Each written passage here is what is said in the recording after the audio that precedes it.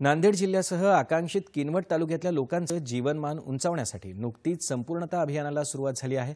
नांदेड जिल्हा परिषदेच्या मुख्य कार्यकारी अधिकारी मीनल करणवाल यांच्या पुढाकारानं किनवटसह नांदेड जिल्हा कुपोषणमुक्त करण्यासाठी हे अभियान मोठ्या जोमानं सुरू आहे।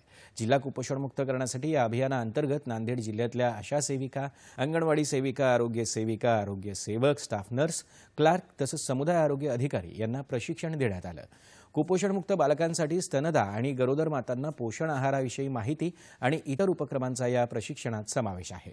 किनवट तालुक्यातल्या कोठारी, उमरी बाजार, दहेली तांडा, राजगड, बोधडी, जलधरा, इस्लापूर, शिवनी, आप्पाराव पेठ अशा 9 प्राथमिक आरोग्य केंद्रात हे प्रशिक्षण देण्यात आलं। यात सहभागी झालेल्या 855 प्रशिक्षण परीक्षार्थीपैकी 767 परीक्षार्थींनी ऑनलाईन परीक्षा दिल्याची माहिती किनवटचे तालुका आरोग्य अधिकारी डॉ. किशन गायकवाड यांनी दिली। त्यांनी आशा, अंगणवाडी, आरोग्य सेविका, आरोग्य सेवक आणि लिपिक वर्गीय कर्मचाऱ्यांची आज पहिली चाचणी या ठिकाणी आज घेतलेली आहे। किनवट तालुक्यामध्ये एकूण 855 लोकांची एक्झाम आज घेणं अपेक्षित आहे।